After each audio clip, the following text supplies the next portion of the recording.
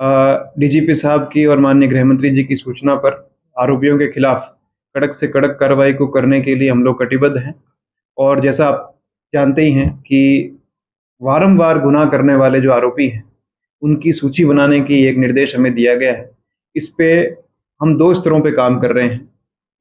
एक centralised list बना रहे हैं, जो क्राइम ब्रांच की ओर से बनाई जा रही है। दूसरी, थाना स्तर पे एक और सूची बनाई जा रही है, जो थाने के लेवल पे जो शरीर संबंधी और मिल्कियत संबंधी एवं अन्य प्रकार के गुनाह वारंवार करने वाले गुनहगार हैं, उनकी एक थाना स्तर पे अलग सूची बनाई जा रही है। अभी एक से ज़्यादा अगर गुनाह किसी व्यक्ति ने किए हैं, तो उनको इस सूची में डाला गया है।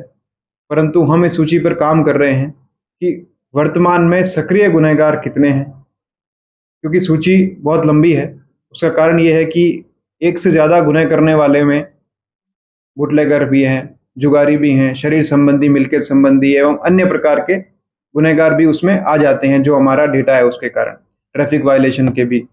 तो इसके कारण उस सूची पे हम लोग काम कर रहे हैं, और जो वास्तव में गुंडा प्रवृत्ति के लोग हैं, असामाजिक प्रवृत्ति के लोग हैं, जिनके लिए समय-समय पर पासा, तड़ीपार जैसी गतिविधियाँ, जैसे प्रयास हम पश्चिम कच्छ पुलिस ने समय-समय पर किए हैं, गुत्सी टॉक का ऑफेंस रजिस्टर करने के लिए प्रयास किया है, ऑर्गेनाइज्ड गैंग के सेक्शंस लगाने का प्रयास किया है। उन सब स्तरों पर हम लोग वर्कआउट कर रहे हैं, ताकि जो निश्चित रूप से एक सेंट्रलाइज्ड स्तर पे जो काम करने की आवश्यकता है जिला स्तर पे, वो क्राइम ब्रांच के लेवल पे, हमारे ऑफिस के लेवल पे होगा।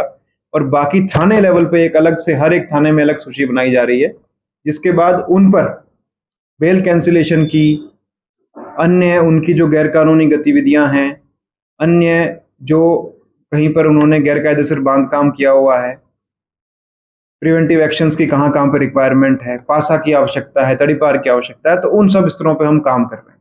अभी उस सूची को रिफाइन करने की आवश्यकता है, इसलिए मैंने आप सभी से थोड़ा ज़्यादा समय की माँग की।